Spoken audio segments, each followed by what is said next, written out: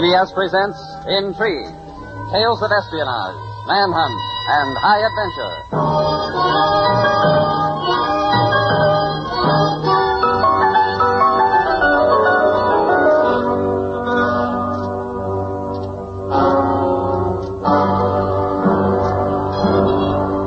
Good evening. This is Joseph Schildkraut, your guide tonight on a most captivating journey into the land of intrigue. The teller of our tale is the acknowledged master of the literature of deception and conspiracy, E. Phillips Oppenheim, and the story is his masterpiece, The Great Impersonation, a deft blending of love, secret enterprise, and malevolent cunning. So, come with us on another strange adventure into the uneasy, fascinating land of intrigue.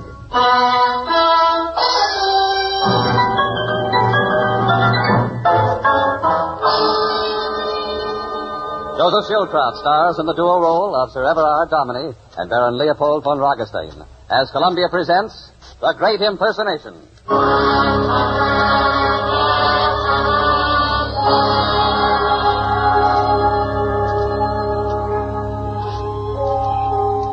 Our story has a prologue. It is the year 1914. At a settlement deep in the jungle of German East Africa, two men wearing the uniform of the German Imperial Army sit at the bedside of a haggard, fever-ridden derelict. Please, mein Herr, do not exert yourself. Who are you? Where the mischief am I? Dr. Ludwig Schmidt of His Imperial Majesty's Africa Corps. You're within half a mile of the Irwaya River, about 72 miles southeast of the Darwaga settlement. You are perhaps aware that this region is forbidden to British nationals? You are British, of course? Yes. I'm awfully sorry to have intruded. I was doing a trek after lion when my native bearers deserted me.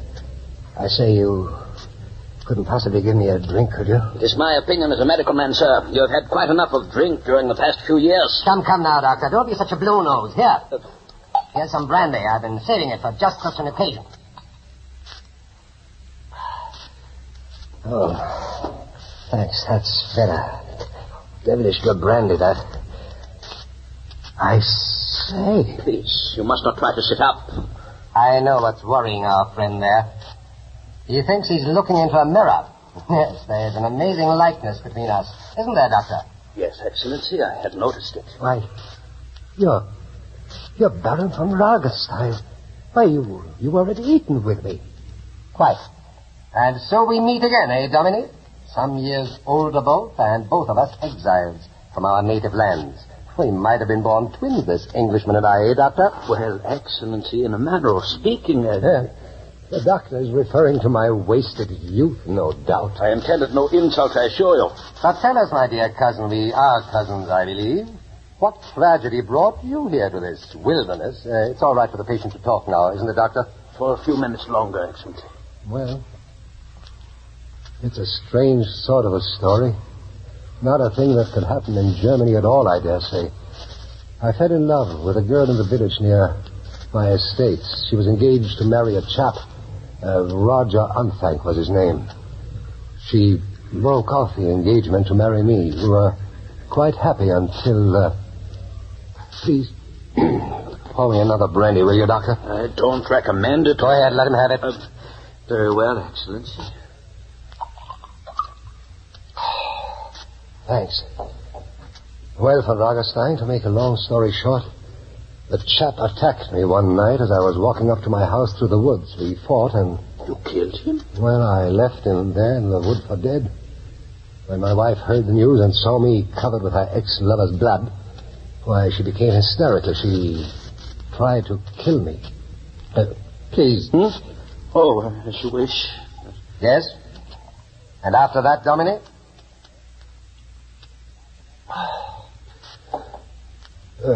She suffered a complete mental breakdown. Refused to allow me near her. Unthank's mother, an old witch, if there ever was one, came around to look after her. You know, it wasn't very pleasant living in the house with the mother of the man I had supposedly killed, but my wife would allow no one else to nurse her. Well, I left the house, and after that, England. And that's my story, von Rogestein. That's 11 years ago, and I haven't been home since. You know, Excellency, the resemblance between you and the Englishman is truly striking, both physically and as to the experiences in life. But if you will permit me, Come along, Doctor. Our friend is getting tired. We'll let him sleep now. Oh, excellent prescription. Good night, sir. Oh, good night. And thanks awfully. I only did what any doctor would do. Good night, Dominique. Sleep well. Look, he's dead to the world already. Step outside, Doctor. I want to talk to you. Jawohl, Excellency. Doctor, I think I have a great plan. It is something you do not wish the Englishman to hear? Exactly. We speak in German. Languages happen to be the man's only accomplishment, especially German. He went to university in Germany just as I did in England. When he returned home, his people told him he spoke English with a slight German accent. However, I think we needn't worry about his overhearing us, Doctor. I took the liberty of taking some sleeping powders out of your medical kit and mixed them with his brandy. And your plan, Excellency? My plan? Yes. I shall return to England as Sir Everard Dominey.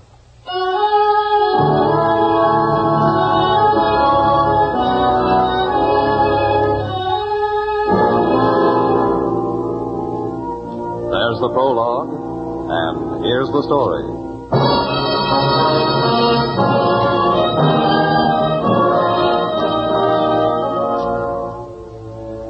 To Chief of Intelligence from Agent R03N&Z. Upon arrival in London, I telephoned James Mangum, solicitor of Sir Everard Dominey's estates. I thought it best to make my first public appearance in London in the company of a respected friend and advisor to the Dominey family. He seemed suspicious of my identity at first, but agreed to meet me at Claridge's for luncheon. I arrived 5 minutes early and was waiting just inside the door of the restaurant when... Leopold! Why didn't you tell me you were coming to London? I beg your pardon, madam. I'm afraid you're mistaking me for someone else. Oh, Leopold, stop joking. My name is Sir Everard Dominey. Oh, so that's it.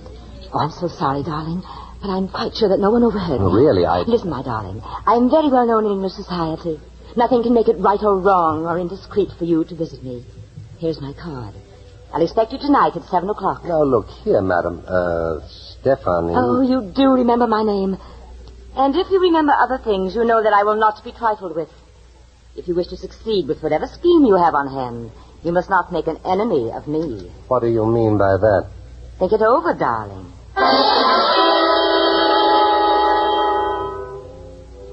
I had counted on difficulties with former connections of Everard Dominey.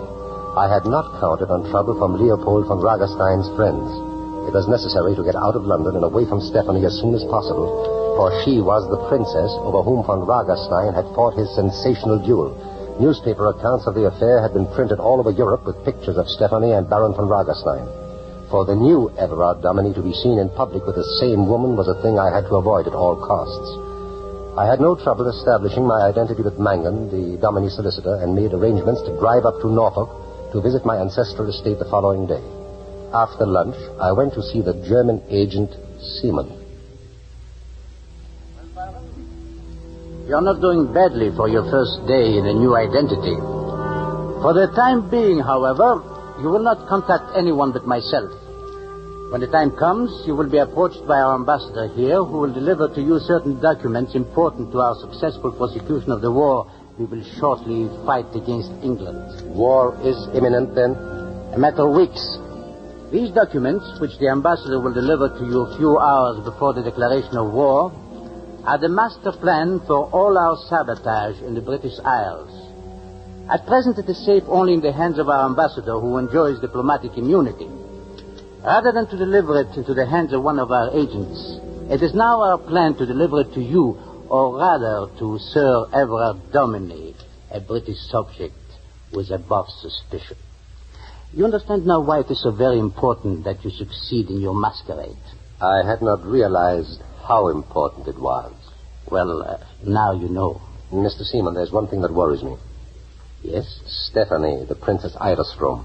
She approached me at Claridge's and called me Leopold within hearing of a dozen or more people. Luckily, I don't think anyone was listening, but it might have been disastrous. You will have to talk to her and explain that she must be more discreet in the future. She even insists that I see her this evening. Now, you must go to her and tender my apologies. I am driving to Norfolk tonight to my ancestral estate, Dominie Hall. You are sure it is wise for you to go there? If I am to establish myself as Sir Everard Dominie, it's essential. But his wife, she's staying there, isn't she? Confined to her room, my dear Seaman, Lady Dominie is hopelessly insane.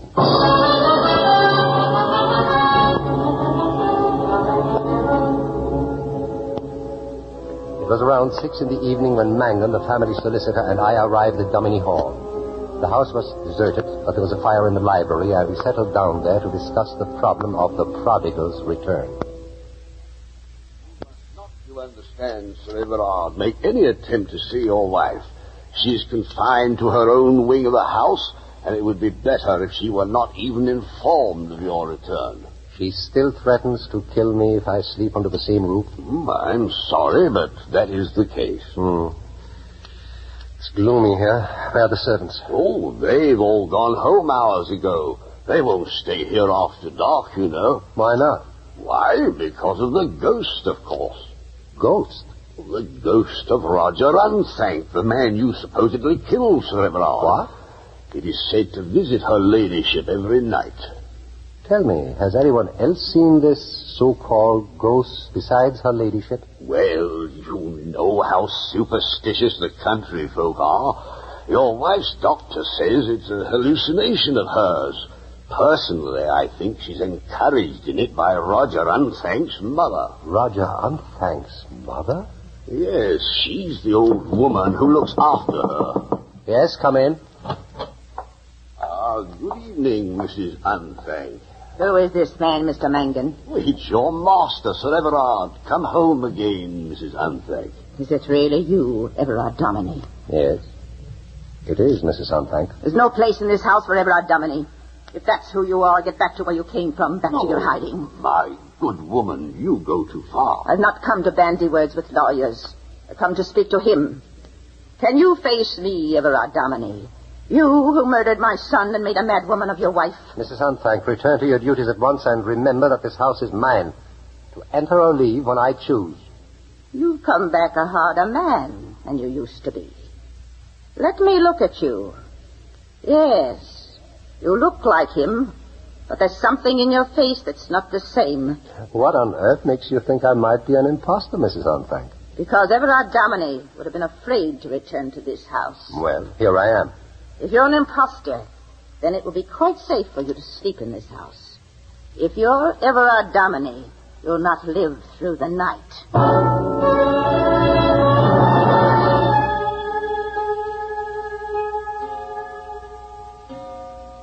Who is it? Who's there? If you move or cry out, I'll plunge this knife straight into your throat. What do you want? I want to look at you. Don't reach for the light. I can see you well enough by the moonlight. Rosamond. Is it true you're mad? Mrs. Unthank said it wasn't really you. But you know better. Don't you, Rosamond? I've sworn to kill my husband. Are you really my husband? What's that? Roger. He's unhappy tonight. Is that the ghost they told me about, Rosamond? I don't think he wants me to kill you. Yes, Roger, I'm coming. Good night, stranger. Good night.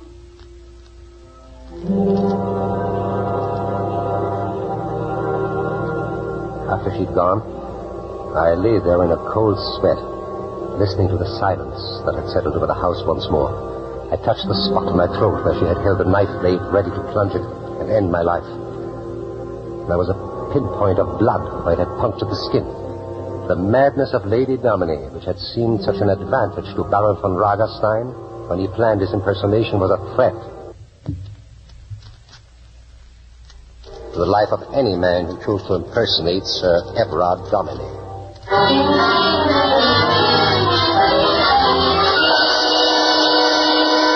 Good morning, Sir Everard. Good morning. Aunt Parkins with the butler banging the tram up from the city. Well, I hope you don't believe in ghost Parkins. Oh, I've been told all about it, sir, and also about her ladyship's unfortunate illness. I believe you'll find me discreet. Discreet, Parkins? Princess Itherston is waiting for you in the library, Sir Everard. The princess? When did she arrive? On the early train, sir. We rode up from the station together. Oh, she's a very beautiful lady, sir. Yes, she's indeed, Parkins. Where shall I put her luggage, sir? Leave it in the car, Parkins. The princess will be going back on the next train. But, Sir Yes, that'll be Everard. all, Parkins. Thank you. Yes, sir. Well, my dear, you really... Leopold, darling, don't be angry with me. I simply had to see you. Stephanie, you leave this house at once. And if I refuse? I thought Seaman had explained to you. It wasn't like you, Leopold, to send another man to explain to the woman who loves you. If you love me, Stephanie, in heaven's name, leave this house at once. Your presence here endangers my whole mission. I'll go, Leopold. I'll do anything you say, only take me in your arms and show me that everything is the same between us. That when you are finished with this terrible assignment, we'll be together again. Don't you understand, my dear? I am not Leopold von Ragerstein. I am Sir Everard Dominy. Everard Dominy does not make love to a woman not his wife. Can't you throw off this masquerade for even a moment?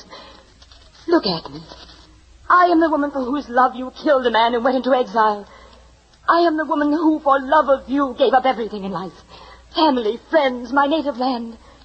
Is it too much to ask that you take off this cold English mask you're wearing for just a moment? A word, a gesture would be enough. Is it too much to ask? If I am to succeed in my mission, I must be Everard Dominy at all times, in public and in private. I must live the part, or else there's grave danger for all of us. You were never one to run away from danger, Leopold. Especially where women were concerned.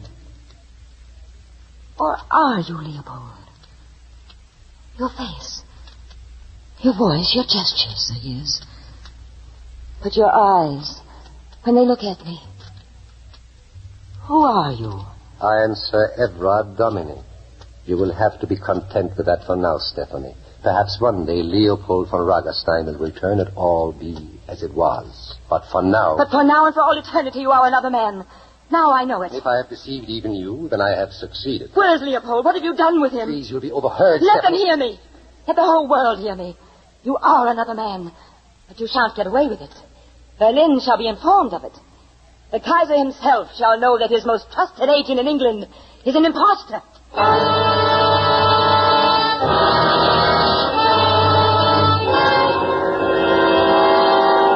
His Imperial Majesty. Your Majesty. Baron von Ragenstein. It pleases us to see a German officer feel at ease without his uniform. I pray that I may wear it soon in the highest service of my emperor and my fatherland. Your prayer will be answered, Baron. Now then, I have sent for you to have a few words concerning your habitation in England. Your Majesty does me great honor. Word has come to me that there was doubt as to your identity. Doubt arising from a source that could not be discounted. Your Majesty, my instructions were to proceed to England and to establish myself there in the role of a trusted British subject. Am I to blame, Your Majesty, if I played the part of Sir Everard Dominy so well that even Leopold von Ragerstein's lady love doubts his identity? I like your spirit. You are everything I've been led to expect of Baron von Ragenstein.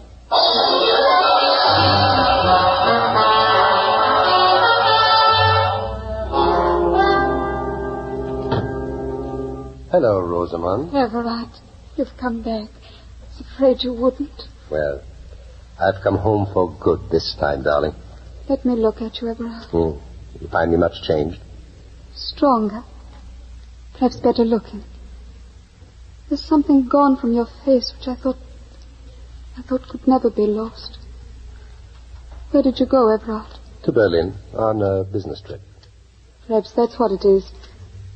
You were always a little different when you'd been speaking German for a long time. Do you love the Princess Iderstrom, Everard? No, of course not.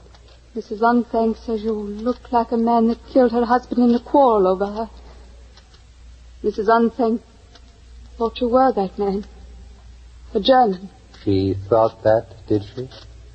Are you that man? Would it make a great difference to you, Rosamond? No. No, it would make no difference. I've fallen in love all over again. With you. whoever you are. I love you, Rosamund. Everything is going to be wonderful, dear. You will get well, and everything will be as it used to be when you were happy, dear. I'm not much better, though. I heard Roger's voice again last night. I think that voice will go away, Rosamund, very soon now. Yes? I beg pardon, sir. There's a gentleman calling. Prince Tanilov. Tanilov? The German ambassador? Yes, dear, it's a business matter. Excuse me, darling. He's in the library, sir. Thank you, Perkins. Prince Ternilov. Baron von Ragenstein. Or should I say, Sir Everard Dominy? We can talk in this room, Excellency. It's completely soundproof. One of the improvements Sir Everard made in the house since his return from Africa. Excellent. It was necessary for me to come to you, for this the third and last of our meetings from Dragstein. Oh, why the last, Excellency? The embassy is under surveillance. In short, Baron, the glorious day is at hand. The Tag? In a matter of hours, the Kaiser's armies march. Yeah, I have brought the documents in this dispatch case. It's no longer safe in my hand. I accept it as a sacred trust, Excellency. Well, these documents are the master plan for our wartime sabotage in England. Their loss would seriously cripple the operation of our intelligence services here. I'll handle them accordingly. Then I'm confident you will. And I must leave you. Time runs short. Der Tag, Baron. Der Tag, Excellency. I carried the dispatch case over to the table and snapped on a lamp. With trembling fingers, I broke the imperial seals and unwound the tapes. As I reached into the packet, I caught a glimpse of my reflection in the leaded panes of the garden window. It was haggard and drawn. I hadn't been aware that I'd been living under such a tension. And then, while I stood still, my reflection moved. The tall window swung open and it stepped into the room, followed by another man. My reflection was the real Baron, and he carried a revolver aimed straight at me. Seaman was the first to speak. Well, Sir Everett, congratulations on your success in impersonating yourself. Who had a better right? How pale he is, Baron. How he trembles. How could we ever have been persuaded that he was you? Your stupidity will be dealt with later, Seaman. You can start redeeming yourself now by taking that dispatch case and checking on the contents. Yeah, well, Excellency. Yes, these are the documents. The seals are broken, but the contents are undisturbed. That is well for you, Seaman. After all, it was my idea to follow Ternilov here. Don't forget that. Yes, I shall note that in my report to His Imperial Majesty. Your Excellency is a man of justice. Don't believe him, Seaman. He'll have you shot for the blunder you made. Help me and you'll be rewarded. Silence, you British swine! You're not going to live long enough to reward anybody. Seaman? Yes, Excellency. You have arranged for disposing of the body? Yeah. All is arranged. It won't work, von Dragerstein. It's too late. You see, you counted on my wife's insanity to make your masquerade possible, eh? Well, not only has her condition improved, but she and I have been reconciled. It's too late for you to take my place in this house. There is something in what he says, Excellency. Perhaps it would be better if Everard Dominy simply disappeared. Silence, you idiot! Excuse me, So you doubt my ability to convince your wife, eh, Dominy? That's a hasty conclusion, but then you are given to hasty conclusions, my friend. If you hadn't been in such a hurry, you would have realized that I wasn't quite as dead as you thought I was when you left me for dead in Africa. And if you stopped to reflect on what you know of my success with women, you would realize that it won't matter whether I convince Lady Dominy whether I'm really her husband or not. When she gets acquainted with me, I think she will be well satisfied with the exchange. I understand, by the way, she's not unattractive, eh? A beautiful woman, Excellency. Why, you dirty pestin! Fatmatnim! Well, Dominy, have you said your prayers? I really should like a little more ceremony about all this, but suppose it ends up to the same thing in the end. I shall simply have to shoot you. Excellency. Quiet, you disturb my But your Drop Excellency. that gun. What? Everard Dominy. Who? This is the gun I'm holding in your ribs, Everard Dominy. Oh. Do as I tell you. Stand over there against the wall.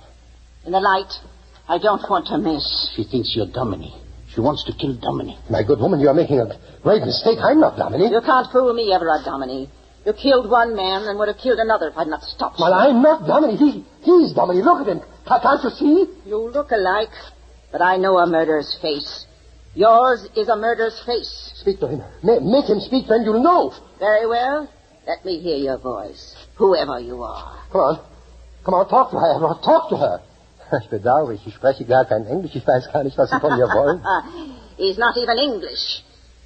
Who are you? Why do you want to kill Dominic? I am the mother of the man you killed. And now you've drawn Rosamond under your spell again. She no longer cares about what happened to my son. That's why I know you're really Everard Dominie. And that's why I'm going to kill you. You're mad. You killed my son. And now you're going to die. No! Die!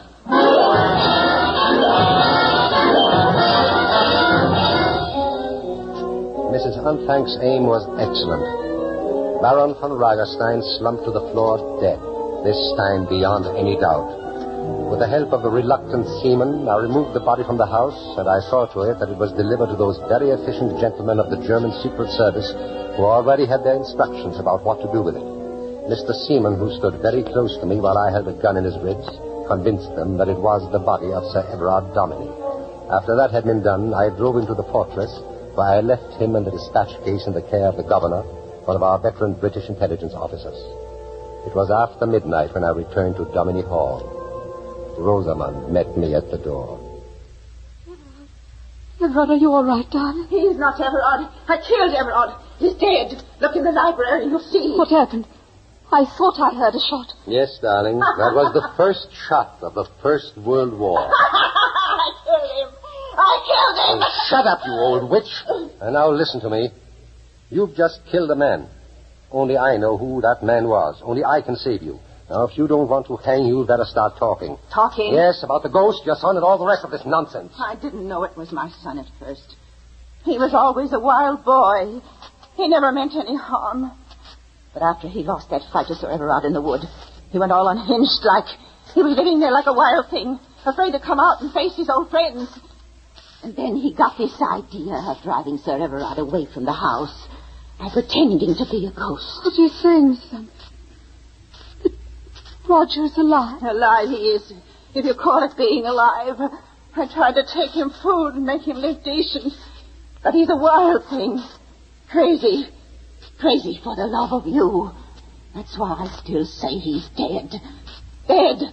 And Sir Everard killed him as sure as he shot him there in the wood that night. I think I'll get the cutters up here tomorrow and cut down that patch of woods. It spoils the view from the terrace. Sir, you drive him out of the wood. What'll become of him? He's a wild thing, sir. A poor wild thing. Well, I think he'd be much better off in an asylum, Mrs. Unthank. Perhaps you'd like to go along and look after him, eh? I shouldn't mind. I only wanted to be where I could look after him. I'm sorry, Miss Unthank. I'm terribly sorry. Sir Everard, that man I shot, did you say he was a spy? Yes, Mrs. Unthank. One of the most important spies in the German Secret Service. Oh, lovey, just wait until I tell my Roger I shot a spy.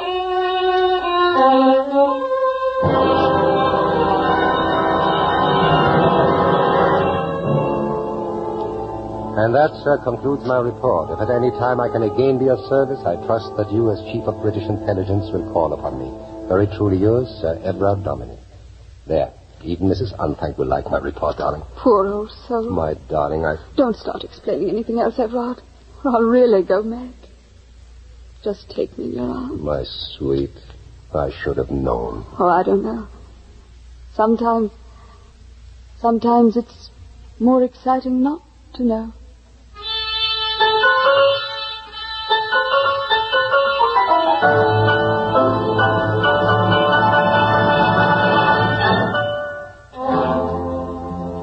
CBS has brought you Joseph Schildkraut as the star of E. Phillips Oppenheim's The Great Impersonation.